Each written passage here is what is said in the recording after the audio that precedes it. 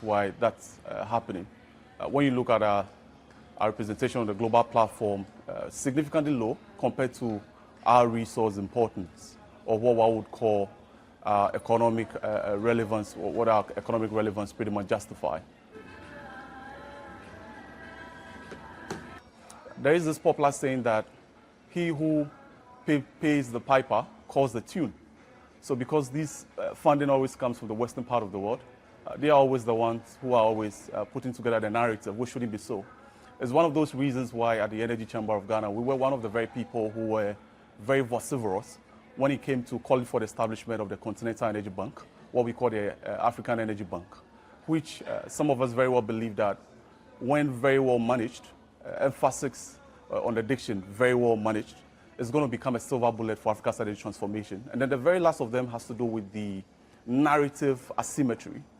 The narrative asymmetry, most often than not, Africa is sort of seen as a risk geography, or what we call a climate compliance zone, rather than a policy actor.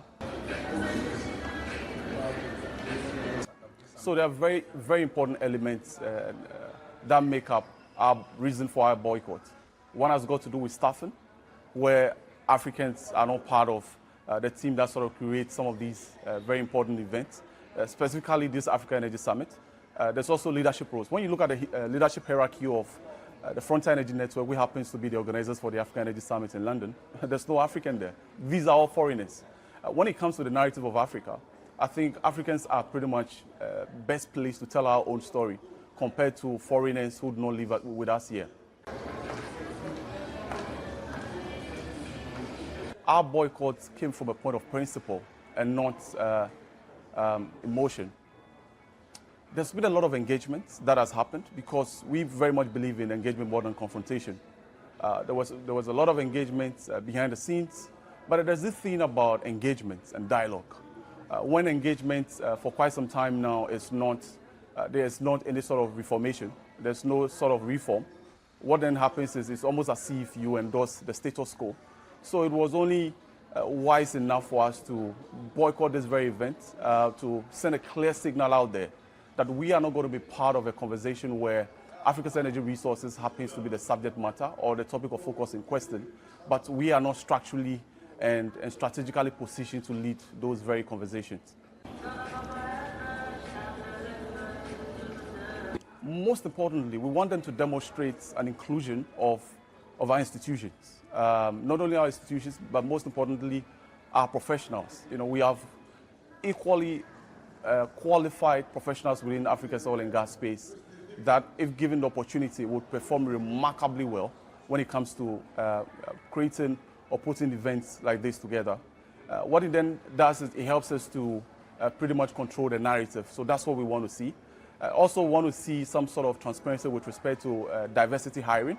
We want to see a large chunk of not only our professionals, but Africans professionals that work within Africa's oil and gas space to be part of decision makers of these very important events.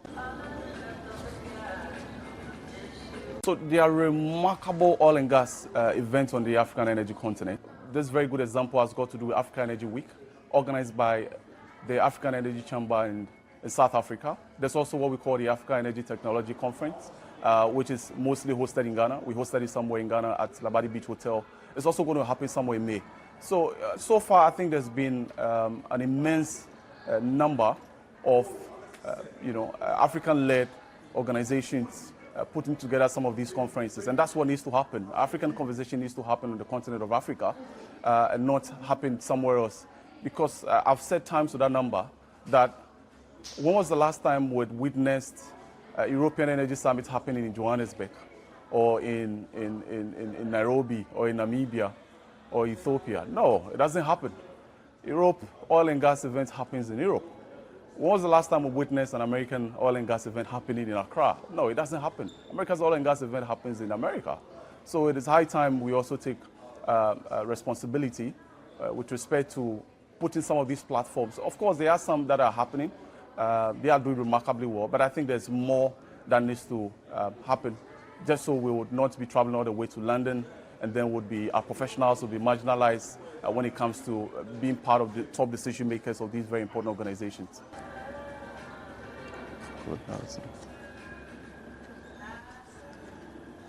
Short to long term, there are no economic repercussions or ramifications for Ghana or Africa at large. What this does in the long term is rather strengthens Ghana's position. Why? It strengthens our position in the manner because investors would love to work with countries or jurisdictions that are very strategic when it comes to protecting their voice. And that's what we are basically doing. And this also sends a clear signal to prospective investors that Africa's market is evolving. We are open to investment. We are open to partnership, collaboration, but we expect mutual respect from anybody who would want to work with Africa or our organizations or institutions. We expect mutual respect and also institutional inclusion. So in the long term, economically, I would say that we are not withdrawing from opportunity. What we are basically doing is we are repositioning within opportunity. Africa's market is evolving, and we are open to investment, we are open to partnership, we are open to work with anybody who would sort of want to work with us. But prospective partners that would love to work with Africa should get this clear, that we are not going to be part of any conversation that is going to, or any platform that is going to have conversation about our energy resources or our natural resources. And that's going to be the subject matter, but we are not strategically and structurally positioned to lead these very conversations. The very moment we are not strategically positioned to lead these very conversations, we are not going to be part of it.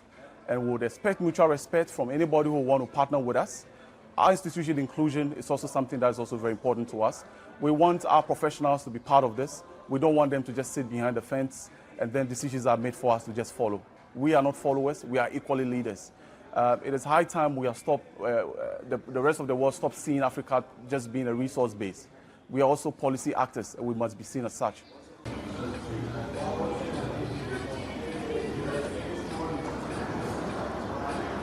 You and I, and all of us here in Africa, we come from a part of the world where about 2/3 of our population doesn't still have access to affordable, reliable, sustainable electricity. But they come from a part of the world where they've been able to industrialize their economies during the first and the second industrial revolution, making use of the very things they are telling us to leave in the ground. And that's not fair. What you're basically telling me is this. It's just like my grandma sitting in the village making use of charcoal firewood to cook. I've got a problem with that too. But you don't tell me you've got a problem with that when your people are busily flying private jet from the US or the UK just to go to Italy, to go buy pizza or gelato. On a more serious note, I am pretty young, but I'm old enough to understand that what would make for a sensible policy in a place like Aberdeen in the UK wouldn't necessarily make for a pragmatic policy in a place like Accra or Abuja. What then again would make for a sensible policy in a place like Norway wouldn't necessarily make for a pragmatic policy in a place like Namibia or Nairobi. The African problem has got to be solved the African way. And I've heard times with that number, they go like, Joshua doesn't really understand what the issues are.